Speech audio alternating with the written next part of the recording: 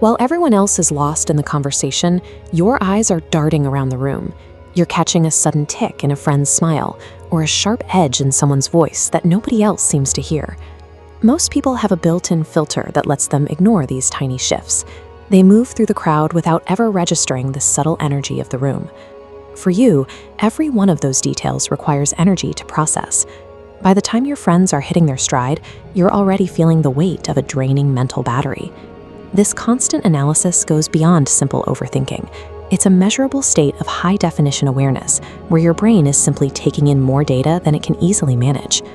Think of your brain like this, a highly tuned radar dish. It's constantly sending out pulses, scanning the environment to pick up on the invisible frequencies of human behavior. This machinery is incredibly sophisticated, but it lacks a power button. It's locked in the on position, leaving you wide open to a relentless flood of incoming signals from everyone you meet. Seeing this as a mechanical sensitivity helps explain the exhaustion.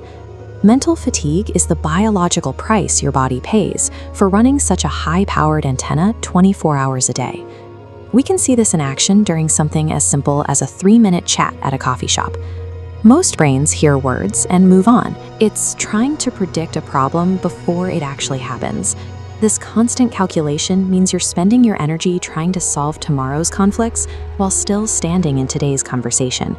Eventually, the radar does something even more taxing. It turns around. Your brain begins scanning itself with the same intensity it used on the room. It watches your own words, posture, and breathing, critiquing your performance in real time.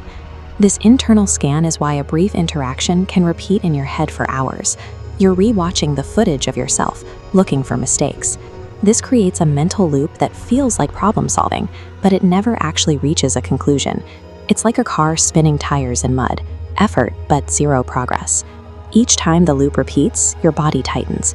Your brain tries thinking its way out, but thinking keeps the stress alive.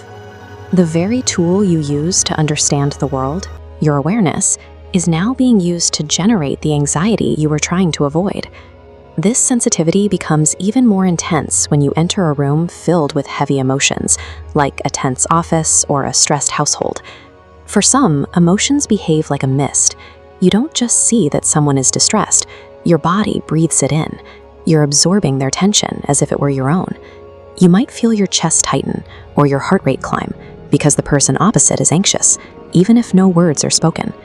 You've become an emotional sponge, carrying the weight of the room. This makes social settings feel like a physical workout, rather than a chance to connect. When you finally get home and close the door, that desperate need for silence is your body's way of wringing out those absorbed emotions. If you recognize these patterns, it's helpful to realize that your mind isn't broken. It's simply running at a much higher resolution than the world around it. This high-resolution radar is what gives you your deep empathy and your ability to sense a problem before anyone else. It's a powerful survival tool. The goal isn't to break the radar, but to build a shield for it. You have to learn that just because your brain detects a signal doesn't mean you are required to analyze it.